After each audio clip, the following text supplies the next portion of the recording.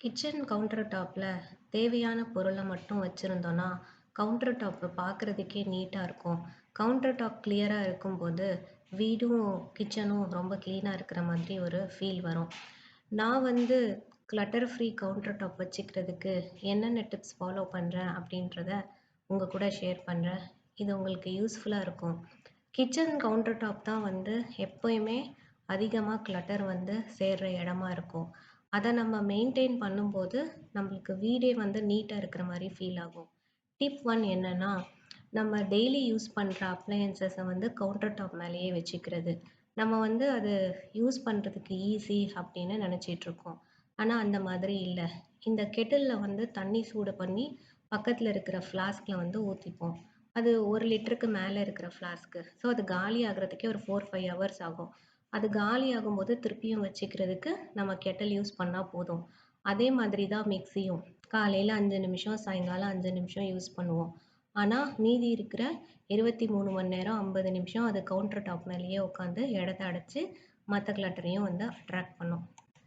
Tip 2 என்னன்னா, நம்ம வந்து மிக்ஸி, கெட்டில் மாதிரியே எண்ணெய், காஃபி, டீ, சர்க்கரை இது எல்லாத்தையுமே வந்து கவுண்டர் டாப் மேலேயே வச்சுக்குவோம். யூஸ் பண்ணுறதுக்கு ஈஸி அப்படின்னு சொல்லிட்டு. ஆனா, அந்த மாரி வச்சிருக்கும்போது, நம்ம சமைக்கும்போது, காய்கறி கட் பண்ணும்போது ரொம்ப இடைஞ்சலா இருக்கும். அப்புறம் கிளீன் பண்ணும்போது, அது எல்லாத்தையும் வந்து தள்ளி தள்ளிட்டு கிளீன் பண்ற மாதிரி இருக்கும். அதனால அத கவுண்டர் டாப் மேல வைக்காம, நம்ம கீழேயோ, மேலேயோ ஒரு இடத்த வந்து அரேஞ்ச் பண்ணிட்டு, அந்த இடத்துல வைக்கும்போது, நம்மளுக்கு அந்த இடம் வந்து ஃப்ரீயா இருக்கும். கிளீன் பண்றதுக்கும் ஈஸியா இருக்கும். இப்ப கவு கிச்சன் ஸ்பேஸ் இல்ல அப்படின்னு நம்ம நினைக்கும்போது, என்ன பண்ணணும்னா, நம்ம என்னென்ன அன்னெசசரி ஐட்டம்ஸ் வச்சிருக்கோம் அப்படின்றத ரிமூவ் பண்ணாலே, தேவையானத வைக்கிறதுக்கு இடம் கிடைக்கும். இப்ப என்னோட கபோர்ட்லாம் பார்த்தீங்கன்னா, பாதிக்கு பாதி எம்ப்டியா தான் நான் வச்சிருக்கேன். அங்க வந்து எல்லாம் வைக்கிறதுக்கு எனக்கு பொருளே இல்ல. இது வந்து டீக்ளட்டர் பண்ணி மினிமலா திங்ஸ் வச்சிருந்தா மட்டும் தான் சாத்தியமாகும்.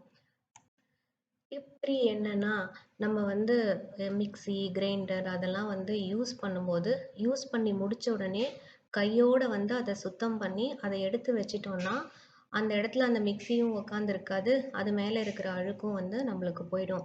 இது சட்னி அரைக்கும்போது, ஏதாவது குழம்புக்கு அரைக்கும்போது சிந்திருச்சுன்னா, அத நம்ம உடனே துடைக்காம விட்டோம்னா, அது காஞ்சு போயி பார்க்கறதுக்கே நல்லா இருக்காது. நம்மளுக்கு ஆரோக்கியத்துக்கும் அது நல்லது கிடையாது. அதனால கையோட வந்து ஒரு வேலைய முடிச்சுட்டோம் அப்படின்னாலே கவுண்டர் டாப் வந்து ஃப்ரீயா இருக்கும். அடுத்த முக்கியமான டிப்ஸ் என்னன்னா, மல்டி டாஸ்கிங் பண்றது. மல்டி டாஸ்கிங் அப்படின்னா, சமைக்கும்போது சமைக்க எடுத்த பொருளெல்லாம் வந்து அது முடிய முடிய அதோட இடத்துல கொண்டு போய் வச்சிடுறது. இந்த மாரி பண்ணும்போது மொத்தமா கவுண்டர் டாப்ப கிளீன் பண்ணணும் அப்படின்றது நம்மளுக்கு வேலை இருக்காது. அதே மாதிரி ஃப்ரிட்ஜ் உள்ளருந்து கொத்தமல்லி, கருவேப்பிலை, இஞ்சி, பச்சை மிளகா அதெல்லாம் எடுத்தோம் இல்லையா?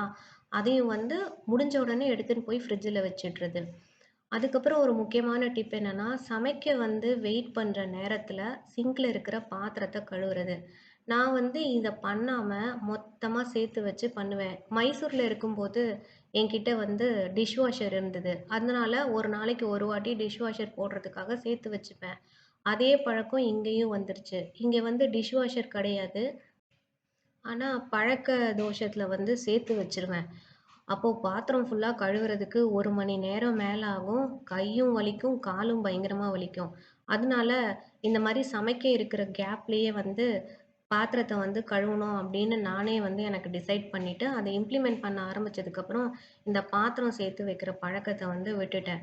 ஸோ இது வந்து ரொம்ப சாதாரணமா தெரியும். அந்த ஒரு குக்கர் விசில் வர டைம்க்குள்ள என்ன பண்ண முடியும் அப்படின்னு. ஆனா அதுக்குள்ள நம்ம வந்து ஒரு 3 டம்ளரோ, 2 ஸ்பூனையோ கழுவி வச்சிரலாம். டிப் நம்பர் 5 என்னன்னா, "எ place for everything and everything in it's place." இந்த மாரி நம்ம பண்ணும்போது, எங்க எந்த பொருள் இருக்குன்னு தேட வேண்டாம். வீட்ல இருக்கிறவங்களுக்கும் வந்து தெரியும் எது எங்க இருக்குன்னு சொல்லிட்டு. இது வந்து டீக்ளட்டரிங் பண்ணா மட்டும் தான் பாசிபிள் ஆகும்.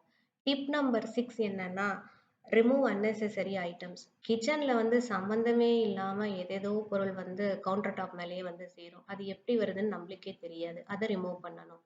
அடுத்த லாஸ்ட் டிப் என்ன அப்படின்னா, நைட் ரீசெட். இதுதான் வந்து ரொம்ப முக்கியமான டிப்பு கவுண்டர் டாப்ப வந்து கிளட்டர் ஃப்ரீயா வச்சுக்கிறதுக்கு. நைட்டு வேலை முடிச்சதுக்கு அப்புறமா, நம்ம வந்து இருக்கிற பாத்திரத்த எல்லாம் கழுவி, கேஸ் எல்லாம் தொடச்சு, எல்லாத்தையும் பண்ணி முடிச்சுட்டு, கிச்சன வந்து ரீசெட் பண்ணி முடிச்சோம்னா, அந்த கிச்சன் வந்து காலையில நம்ம சமைக்கிறதுக்கு ஏத்த மாதிரி நீட் அண்ட் கிளீனா இருக்கும். அதே மாதிரி காலையில என்ன சமைக்கணும் அப்படின்றத நைட்டே முடிவு பண்ணிட்டோம் அப்படின்னாலும், காலையில கிச்சனுக்குள்ள வரும்போது நம்மளுக்கு சமைக்கிறதுக்கும் நல்லா இன்ட்ரெஸ்ட் வரும். இப்ப நெறைய பேருக்கு வந்து எங்க கிச்சன் வந்து பெருசா இல்ல, கவுண்டர் டாப் வந்து பெருசா இல்ல, ஷெல்ஃப் இல்ல, அதனால எங்களால இப்படிலாம் வச்சுக்க முடியாது அப்படின்னு தோணலாம். ஆனா, கிச்சன் சைஸுக்கும் நம்ம வந்து கிளட்டர் ஃப்ரீ கவுண்டர் டாப் வச்சுக்கிறதுக்கும் சம்மந்தம் இல்லன்னு நான் நெனைக்கிறேன். ஏன்னா, நம்ம கிச்சன்ல வந்து நம்ம உண்மையா ஆராய்ச்சி பண்ணி பார்த்தோம்னா, எத்தன பொருள் வந்து தேவையில்லாதத வச்சிருக்கோம் அப்படின்றது தெரியும் நம்மளுக்கு. அது எல்லாம் எடுத்தாலே நம்மளுக்கு தேவையான பொருள வந்து வைக்கிறதுக்கு இடம் கிடைக்கும். அப்படியும் இல்ல, எங்க கவுண்டர் டாப் ரொம்ப சின்னது அப்படின்னா, மினிமலா என்னென்ன பொருள் மட்டும் வச்சுக்க முடியுமோ, அத நீங்க வந்து கவுண்டர் டாப் மேலேயே வச்சுக்கலாம். இப்ப நம்ம வந்து ஒரு பிக்சர் பெர்ஃபெக்ட்டா ஒரு ஏஸ்தெட்டிக்கா ஒரு கிச்சனையோ, கவுண்டர் டாப்பையோ மெயின்டெயின் பண்ணணும் அப்படின்றது நம்மளோட கோல் கிடையாது. நம்மளோட கிச்சன் கவுண்டர் டாப் அந்த ஃப்ளாட் சர்ஃபேசஸ்லாம் நம்மளுக்கு ஈஸியா மெயின்டெயின் பண்றதுக்கும், கிளீன் பண்றதுக்கும் ஏத்த மாரி பண்றது தான் நம்மளோட கோலா இருக்கணும். தேங்க்ஸ் ஃபார் வாட்சிங்.